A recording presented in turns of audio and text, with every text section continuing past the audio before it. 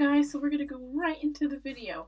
I made the smartest decision, or at least I think so, of making a bullet journal this year. You might ask, what's a bullet journal? Well, it's kind of like a personal tracker manual thingy.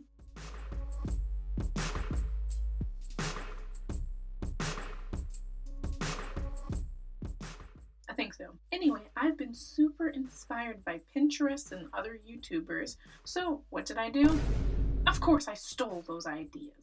Or I borrowed it, if you want to say that. Though I have an artsy background, I decided this time that I didn't want to do any fancy markers or anything like super elaborate. I'm kind of like basic Barbara at this point. So I decided at first I wanted to kind of use Canva to create an online bullet journal that I can save and then eventually be able to edit on it and all that. I'll show you my computer screen to see how I actually created some of these ideas, or stole them, or borrowed them. And then after I decided to make the whole shebang online, I actually just went into Michael's craft store looking for something else, and I wound up just stumbling on a bullet journal that had some pre-made inserts about habit tracking and stuff like that, and then also had some blanks in it as well. So I wind up actually just drawing out some of the designs. So I'm going to show you guys my process. They're going to be super sped up. This is over the course of 3 days. Bear with all my speed. Why are you running? Why are you running?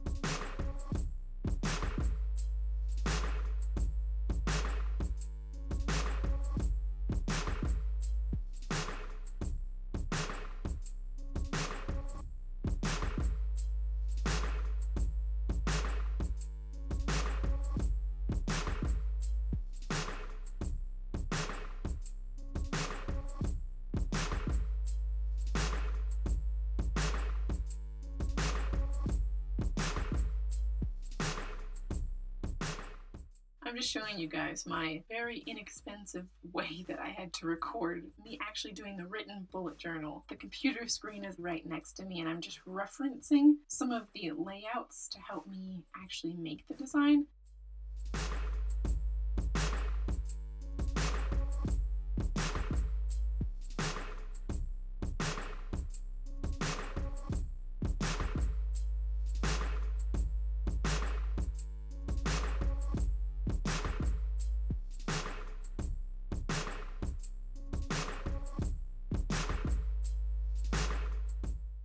I traced everything out with pencil, then I went over it with a black marker pen, and then after that I wind up using markers and some color pencils and even my highlighter.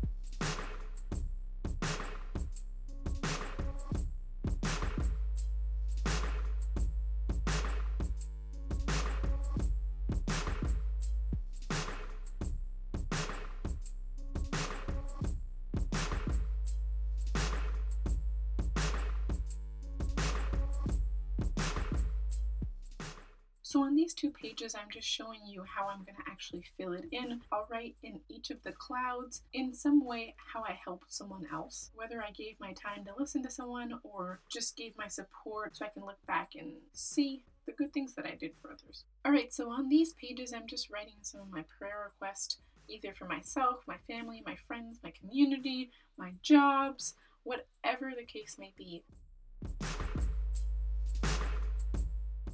So if you haven't noticed by now, this bullet journal is definitely personalized to me. So on these 2 pages, one of them being the devotional track, throughout the year, I'm just giving it a check for when I actually got my devotional done. And then on the right side, I have the title of the devotional, how many days long it is, any takeaway or any points that I really wanted to jot down, and then also just the rating, like out of 5, like was it really powerful to me?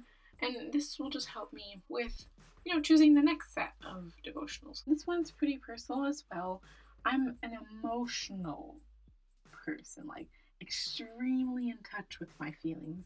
And so oftentimes I will say that I cry a bit more than the average person. So here I'm just writing down what I was actually crying for. Is it a big deal? Was it something that's little? How was my response towards this after? So this is probably a strange thing to keep track of, but this is just personally, it's a growth thing. So on the left side, I'm writing my highs of the week, and then also the right side is my lows, because people have lows all the time. So on the left side, this is something that I really need right now as a sleep tracker to see my patterns, because I'm not one for getting much sleep.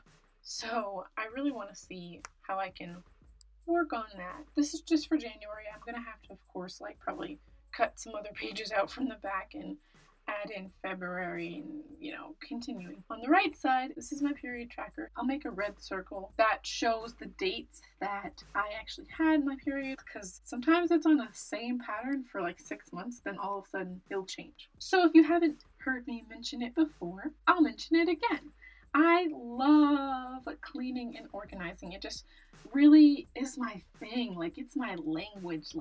I just love feeling clean and having peace in my environment. So here I'm just writing down some of the things I need to do that just needs to be done in general within the rooms of my house. I have 3 floors in my house, and I also have a front yard and backyard and garage and so and so. So usually I just keep everything mentally in my head, but it's really nice to write it down and also give tasks to other people, because I like to do a lot of things, but I'm realizing that there's other people that's living in this house, and so they can do it too. Subs to you. Yeah, I'm talking to you.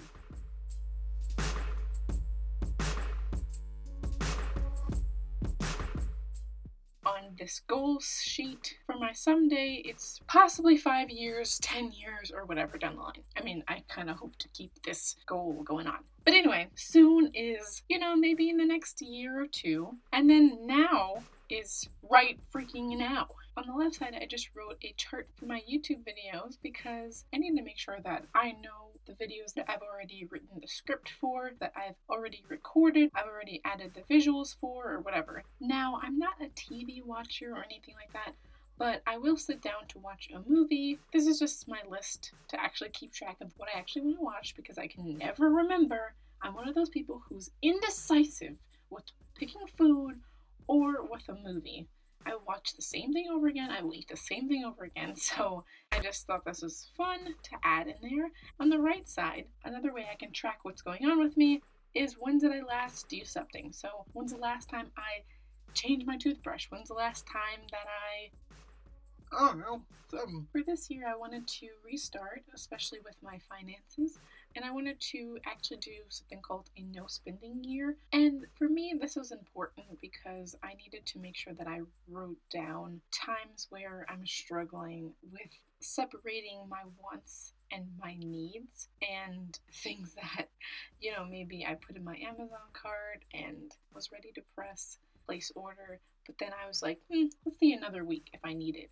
So this is just really helping me to have more consistency over where my money is going. And I also wanted to put myself on a challenge for this year. It's really helping me to invest in my future. And I feel like I've been doing pretty good at putting money to the side every month, but now this is really for me to work harder with every week, right? I might not get paid every week, but I need to make sure that I'm putting money to the side. If I budgeted for a certain amount and I go over that amount and I can't put money to the side for this challenge, then I can see my patterns and where I can work on for the next week. Here we have possibly my least favorite pages, right?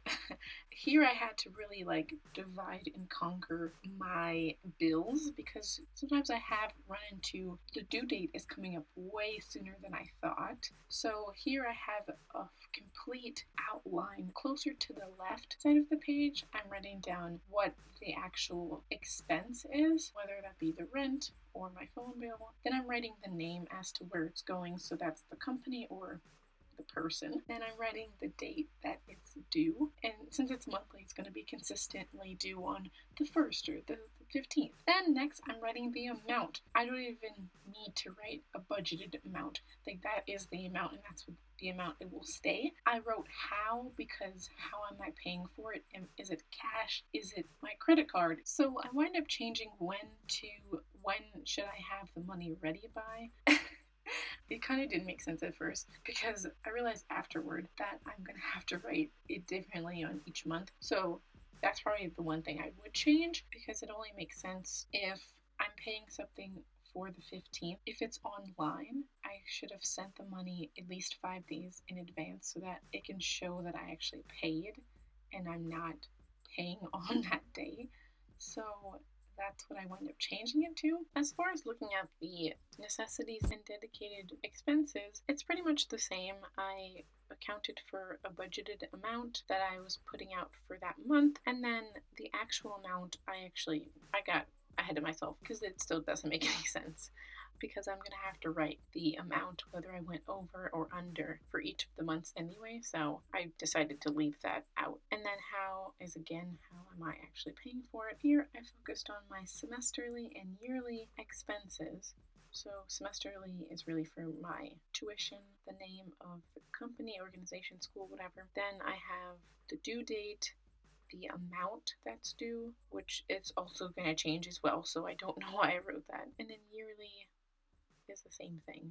My annual expenses, if there's something that I'm subscribed to, like Amazon or whatever. And then I'm just keeping track of my cards and the APR and also the credit limit, just so that I, know. And towards the right column where it says credit card, that's just pretty much my primary card that I know when to pay it back for each month because I usually pay my bills on my credit card just to get some points. You know what I'm saying? Those points, those cash back be adding up. As we go down to the bottom of the page, I have the credit score just to keep track.